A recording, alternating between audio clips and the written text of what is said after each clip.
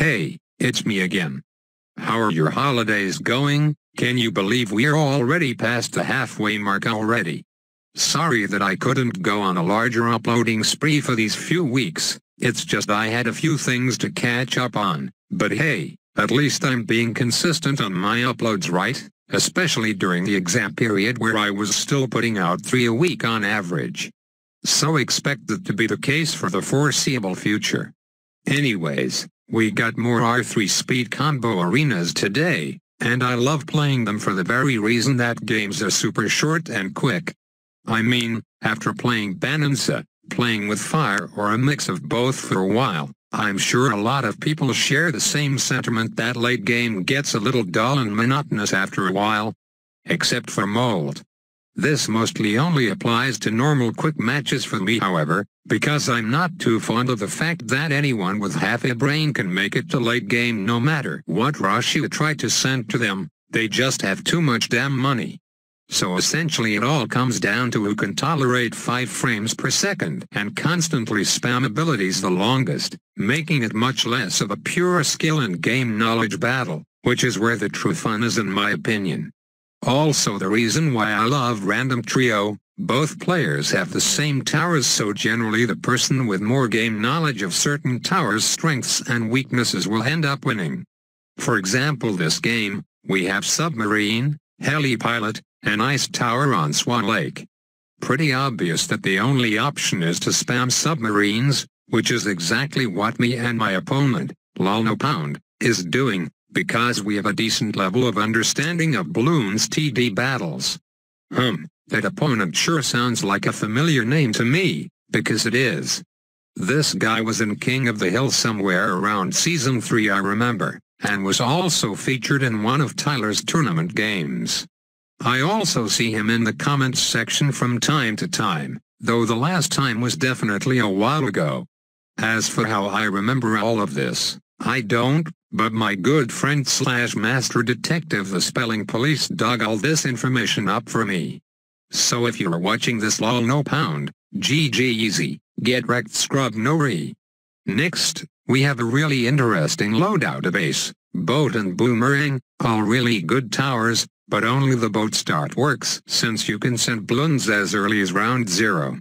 For the measly cost of $1,000, the Grape Shot boat can deal decently with grouped and spaced balloons, so it's the perfect early game defense to use.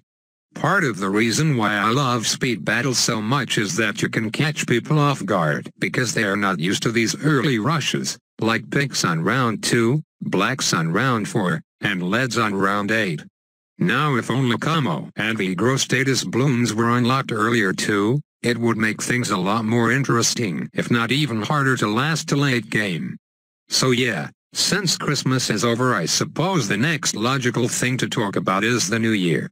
Can you believe it is almost 2016 already? Because I certainly can't. And with a new year comes New Year's resolutions, which only a handful of people actually make, and only a handful of those handful of people who stick to said resolutions. Personally, I don't make resolutions myself, because I know my word is never enough for me to go through with them, being the lazy robot I am.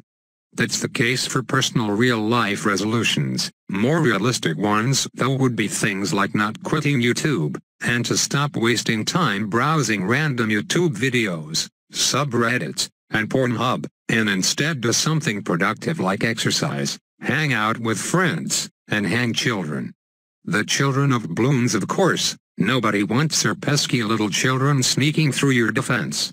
Next on the list of things to talk about is the flashback video segment. I haven't been doing much of these lately because otherwise it'd get bland quite quickly.